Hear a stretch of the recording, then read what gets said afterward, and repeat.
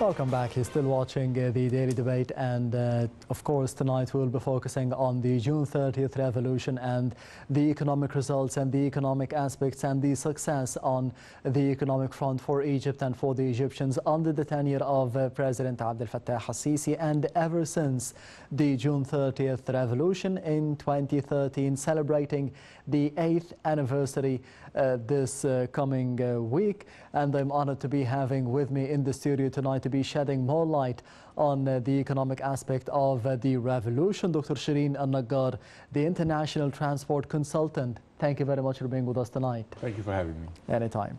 Dr. Sherin, first of all, how do you see the importance of the June 30th revolution and the economic aspects of it, or the results of it? Well, if you look at any country requiring development, you're definitely looking at investment. You're looking at attracting foreign investment and so on. Unfortunately, Egypt has gone through a very hard time with the revolution, with the subsequent government, which was really created to be a total failure until the June 30th revolution came across. Now, I would fully support the government and the President Sisi, because when he was saying that we do not need to walk or run, we need to jump forward, because actually we have been lagging behind for quite a number of years. And the various old regimes have left us with a lot of corruption, with a lot of devastation, with poor infrastructure and so on. And in order to accept, or in order to be able to say, okay, fine, I'm a country that is accepting investors, you need to do two things. You need to provide them with good services, meaning services in infrastructure, services in power, services in roads, and more important, you also need to provide them flexible legislative and financial facilities. These two combined are the attractive factors for any investor to come to Egypt. He will feel that his money is safe, the country is safe, secure, and he has the infrastructure at hand and at his service to develop his business. Of course, to the interest of, finally, to himself, naturally, because he's not coming here for free, and at the same time, for the interest of Egypt as a country as a whole. On the other hand, how did he see, after the revolution and under the tenure of President Sisi, having a vision, the Egypt 2023 vision, to be having a vision for the economic progress, the political progress as well, and the social progress as a result of both aspects? The vision itself, we hadn't had that in Egypt for a number of years, as you mentioned. How did he see such a track? Well, if you take history back to 1805, when Muhammad Ali detached Egypt from the Ottoman Empire, the first thing he did was to seek development. And he did not go for developing just an army or a navy. He developed education, he developed an army, he developed a navy, he developed industry. He introduced railways into Egypt, being the second country in the world with railways. He did a lot of things. A similar attitude or a similar thought is being followed by President Sisi. Because when you look today at Egypt, you see that there is development in places like power, electricity, and rarely that we see now that electricity is being disconnected. Water supply, where a lot of people have been deprived of drinking, proper drinking water, especially in Upper Egypt. Yes. Industry today is showing a big sign, a big jump forward. To quote an example, again, focusing on Upper Egypt, a place like Beni Suef, for example, where you have one of the world's largest cement factories producing something in the vicinity of over 10 million tons of cement every year. All this coupled with trying to develop education. Of course, this will show, not now, but will show maybe in a few years' time, because education takes time. You are building up a new generation But if you look at health, national health, well, I mean, most countries are charging for the vaccination against COVID-19, while Egypt is providing it free of charge, which goes to show that the Egyptian administration, headed by the president, is actually not focusing on a single point of development, but focusing on a country, every aspect of life, social life, industrial life, economic life, health, education, transport. Look how much road have been developed. What we're talking about, 7,000 kilometers of road in 7 years. That's 1,000 kilometers of roads per year, if you, I mean, proportionally. Yes. If you look at factories, how many factories have come up, how many hospitals are being built, how many schools are being built. A lot of things are being developed parallel, and that is very important, which is, it's putting a lot of burden on both the government, the people, and everybody. But this is like a sick man who needs to be inoculated, needs to take an injection, and the injection is quite painful. But once the injection has been, the needle has been removed off the flesh, then you start to feel the effect of the medicine, and you start to feel better. That's exactly what happened. Egypt was the sick man for many years, and now it's received an injection, and now we are starting to show recovery. And that's a general idea. The economic reform program, how courageous was such a step by the political leadership under President Abdel Fattah al-Sisi, and the acceptance and the implementation of it by the Egyptian people, and they know that this is for the good of the Egyptians and for the good of Egypt? President Abdel Fattah al-Sisi is an officer, he's a fighter, he's very bold. And actually what he did was a very bold move, because nobody of his predecessors dared to touch subsidy, which was going astray everywhere, to touch all sorts of aspects of life which are very delicate, but needed to be properly tackled in order to bring up a country. I mean, basically everybody says that Egypt, after the first revolution, was basically a country in shambles, a country in a mess. And thank God that we have somebody with the wisdom and the boldness of this gentleman who actually managed to bring things together rather than cause even more shattering, which we can see in a lot of neighboring countries. Maritime transport, how did you see this progress in the past 7 years or 8 years? Maritime transport, unfortunately, is still lagging behind.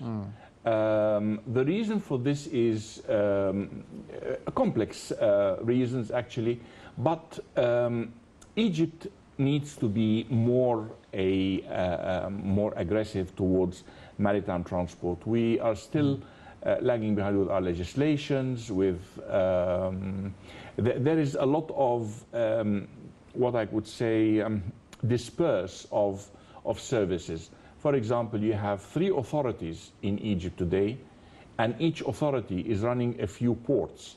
And each authority has got its own policy, it's got its own tariff. And so from an outsider's point of view, if I'm coming with a ship, for example, and I'm going to be calling, say, port side and then calling Damietta, I have to deal with 2 authorities here. First, port side is under the authority of the Suez Canal Economic Zone, which is an independent authority with its merits and its faults.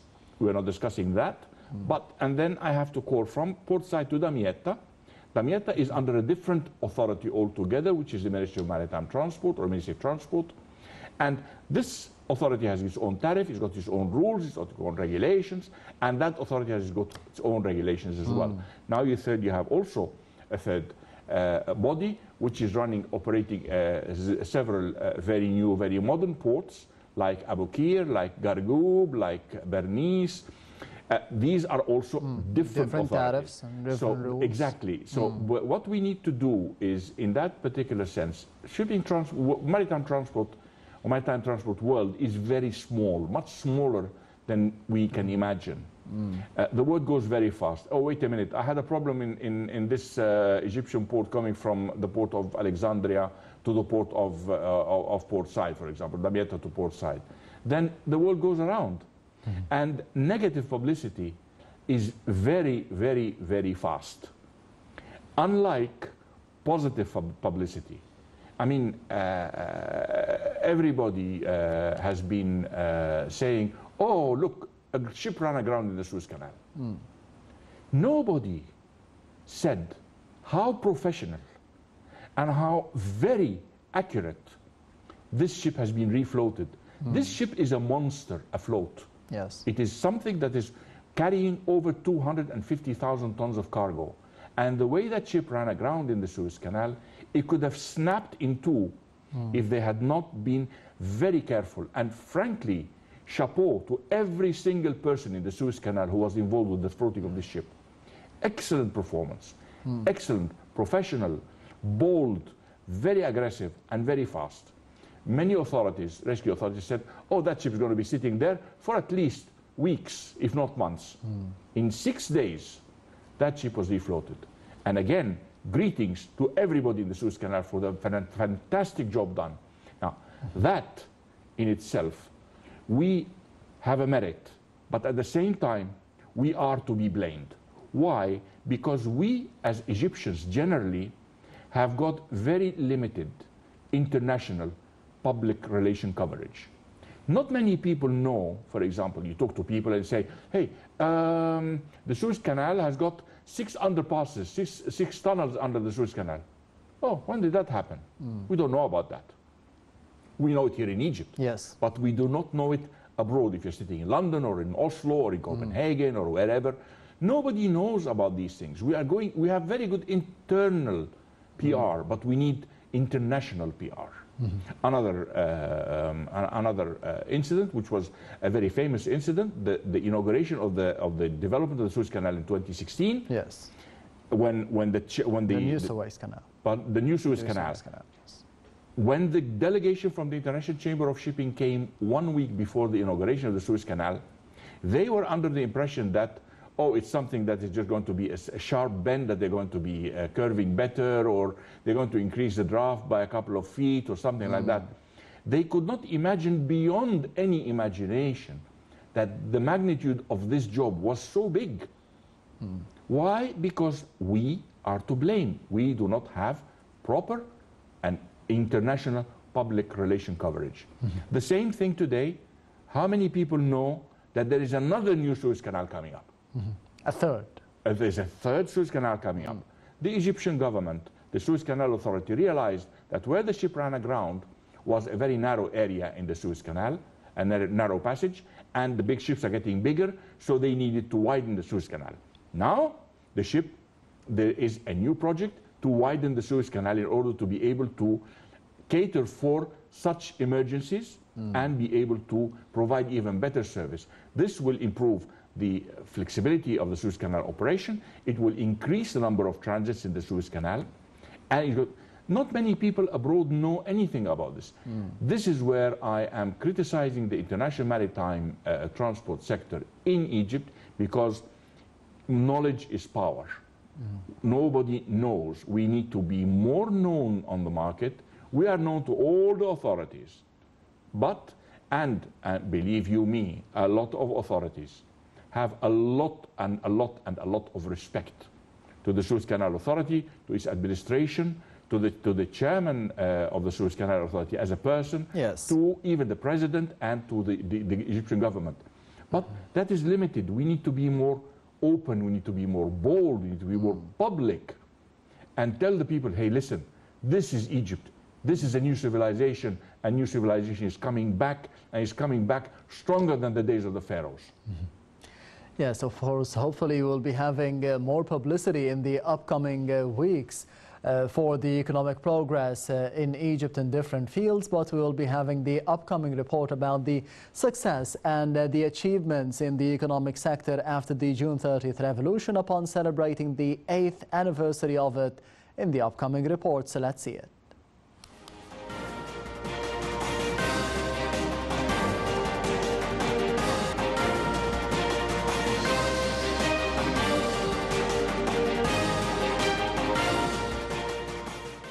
Egypt celebrates on Wednesday the 8th anniversary of the June 30 revolution after the one-year rule of terrorist Brotherhood organization power, during which the country suffered fierce political conflicts and social splits that threatened the future of the nation. The real kickoff of Egypt's economic development plan was when President Abdel Fattah el-Sisi launched in March 2015 the Egyptian Economic Development Conference in Sharm el-Sheikh, which attracted more than 1,700 international investors, government officials, and consultancy experts. During the conference, Egypt unveiled plans to build the new administrative capital on the outskirts of Cairo at the cost of $45 billion and is supposed to be inaugurated this year. Across its journey of economic reform, Egypt took many steady steps that put the economy back on its feet. Gas discoveries by BP and Eni companies in the North Damietta offshore concession in the East Nile Delta and other regions enhanced Egypt's position as an energy hub for Europe and Africa. Egypt became a founding member of the Asian Infrastructure Investment Bank AIIB, along with 57 other countries. By becoming a founding member, Egypt will receive concessional loans and investments in the infrastructure development field. Egypt signed an agreement with Siemens AG to build gas and wind power plants valued at $8 billion, which are estimated to boost Egypt's power production. Siemens AG will deliver 3 ready-to-use gas steam power plants with a capacity of 4.8 gigawatts each. President el-Sisi inaugurated the new Suez Canal in a large ceremony attended by European, African, and Arab leaders.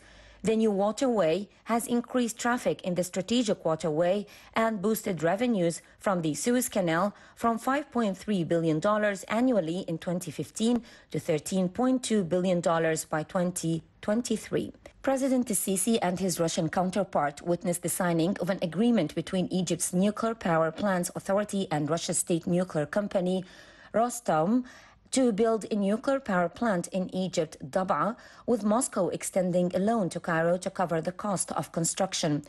The African Development Bank approved a $1.5 billion loan for Egypt to be paid over 3 years. In addition, the World Bank Board of Directors also approved a $3 billion budgetary support loan for Egypt over a 3-year period.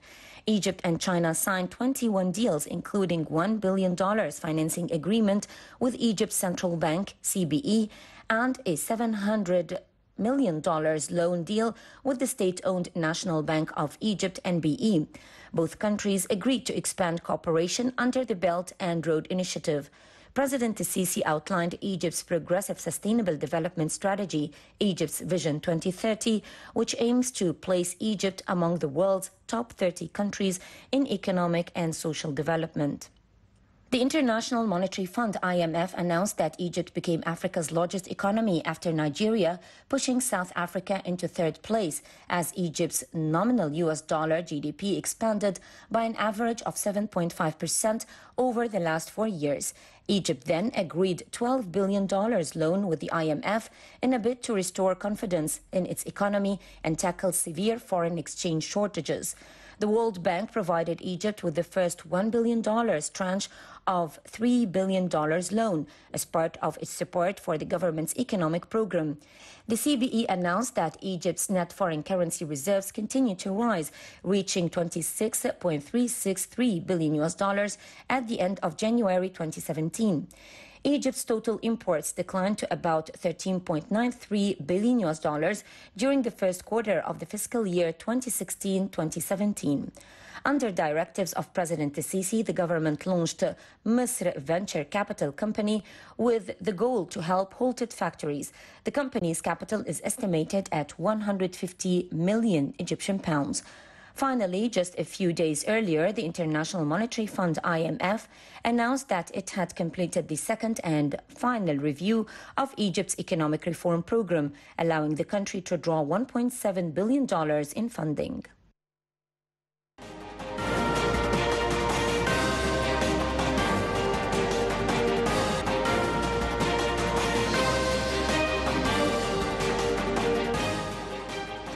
Welcome back. You're still watching the Daily Debate. As we had seen in the past report, the achievements in different fields under the tenure of President Abdel Fattah al-Sisi economically ever since the June 30th revolution in 2013, celebrating this week the 8th anniversary of Dr. Sherin Naggar, the international transport consultant.